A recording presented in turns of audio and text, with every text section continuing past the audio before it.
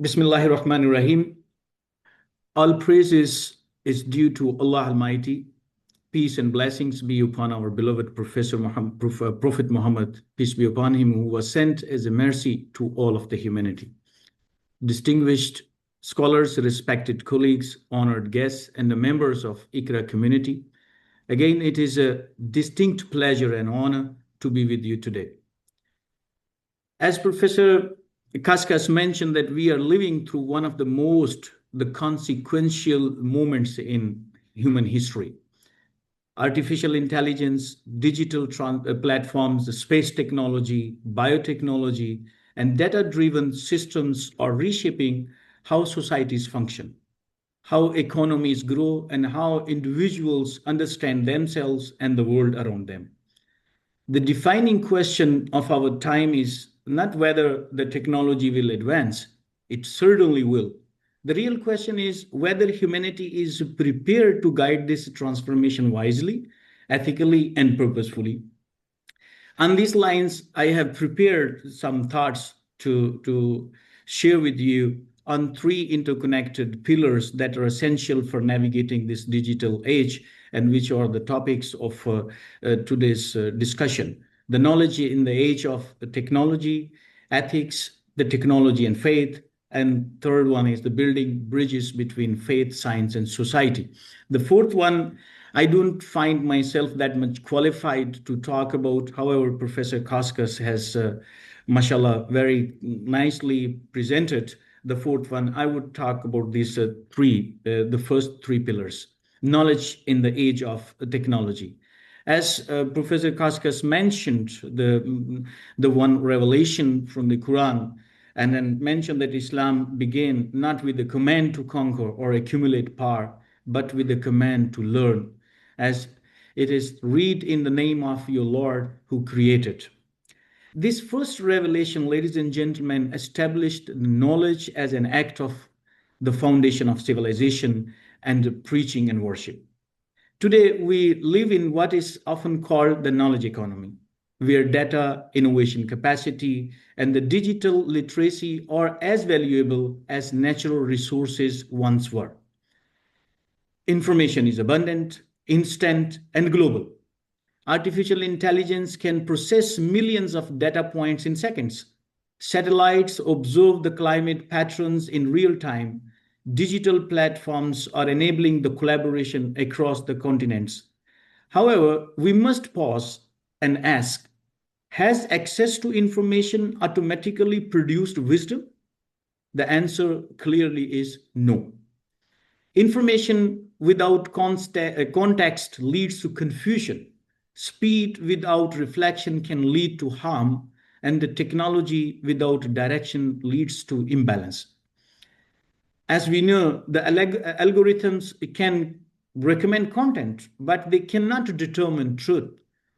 Technology can amplify human capacity, but it cannot replace the human responsibility. That is what mentioned by Professor Kaskas as well. However, one of our greatest challenges of our time is the digital divide between those who can access, understand, and shape technology and those who are left behind. This divide exists not only between countries, but within the societies, institutions, and even generations. True progress requires more than infrastructure. It may require the strong education system that integrate the STEM with the humanities, policies that encourage innovation while protecting the public good, and the culture of lifelong learning rooted in ethical awareness. From an Islamic perspective, the knowledge is not a neutral. It carries the moral weight. The question is not only what we know, but how and why we use what we know. Now, knowledge that does not serve the humanity is incomplete, and it increases the power but erodes the compassion in dangerous.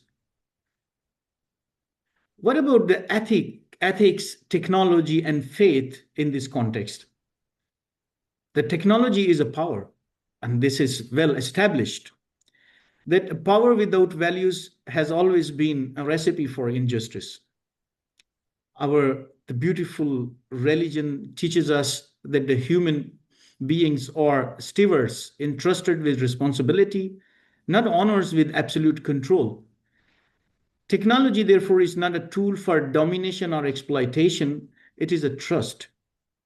Today, we are facing serious ethical challenges, which we see every day, even in our workplaces, our homes, and in our society. The digital surveillance and erosion of privacy, algorithm bias and discrimination, misinformation and manipulation, in addition to digital addiction and social fragmentation. These are not abstract concerns, I would say. Artificial intelligence already influence hiring decisions, medical diagnostics, credit access, education pathways, and security systems. Without ethical governance, such technologies can reinforce inequality and undermine the public trust.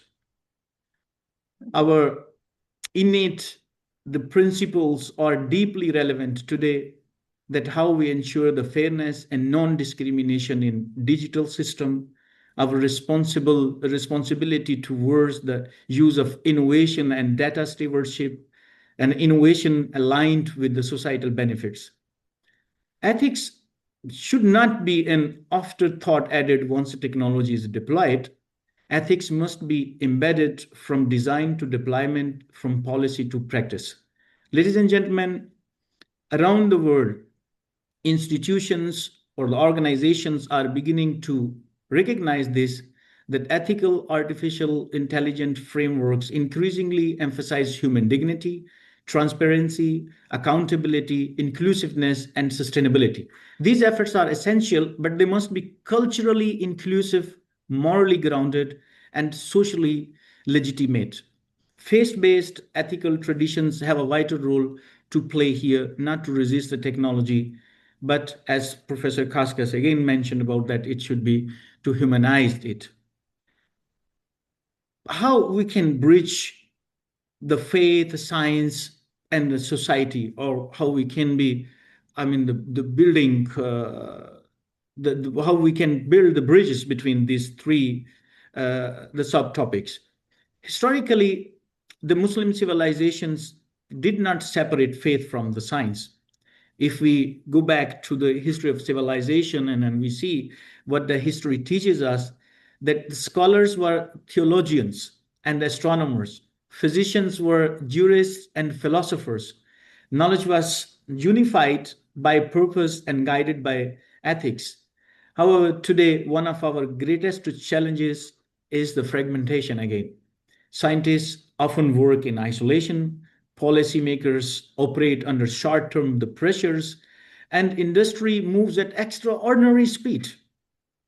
We are now entering to the industry 5.0, and then there would be the industry 6.0, etc. So this progress, the progress happens when these worlds are connected.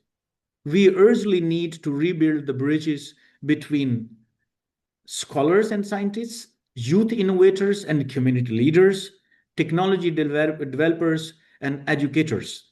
When the faith, science, and society work together, technology becomes a development accelerator, not merely a disruptive force. We see this clearly today, that the space technologies are supporting the agriculture, disaster response and climate monitoring, artificial intelligence improving the healthcare diagnostics and personalized education, digital platforms expanding access to learning in remote and underserved communities.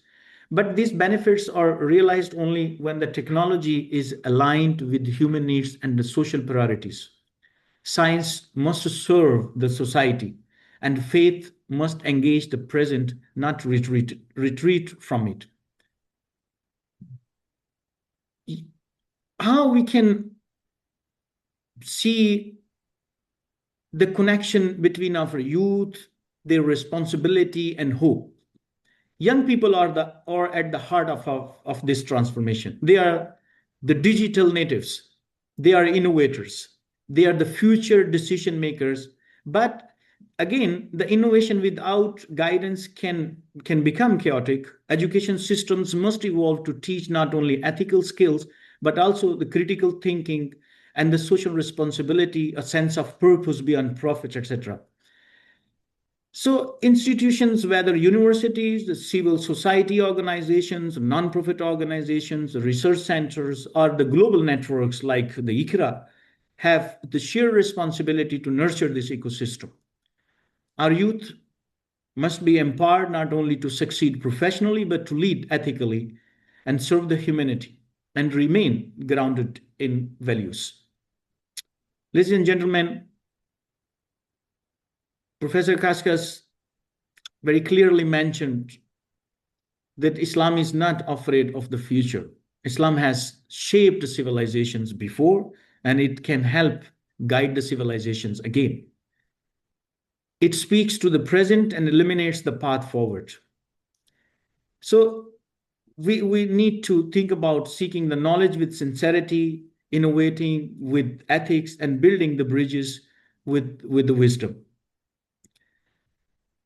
Now, a little bit I want to talk about that how we are bridging the faith, science, and society at ICESCO. As earlier I mentioned that one of the greatest challenges of our time is the fragmentation. Scientists, policymakers, industry leaders often operate in the silos, yet complex global challenges, climate change, health crisis, food security, digital inequality cannot be addressed in isolation. So bridging or the building is at the heart of ICESCO's mandate. Through science diplomacy and multi-stakeholder cooperation, ICESCO brings together the universities and research centers, governments and the regulatory institutions, private sector innovators, youth entrepreneurs and the startups, scholars and the cultural leaders. This integrated approach ensures that the scientific innovation translates into real-world impact.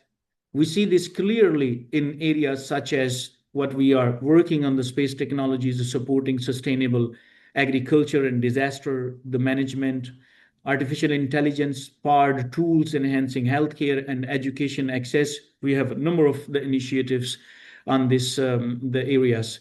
Digital platform expanding learning opportunities in underserved regions, etc.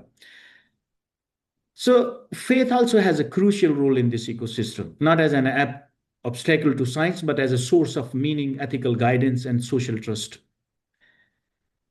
Young people are at the center of this transformation. I would emphasize again, as they are the digital natives, innovators, and the future leaders, but they should be guided rightly. This is why, again, the ICESCO is emphasizing on the education systems that integrates the ethical competence, ethical reasoning, interdisciplinary collaborations, etc. These are some thoughts which I prepared for this the esteemed gathering today, and I hope that I have covered the main subtopics. However, I liked to avoid because I don't feel that I am that qualified to comment on the Quranic the versions of this, and Professor Kaskas has already covered this. Thank you very much for the patience and for listening.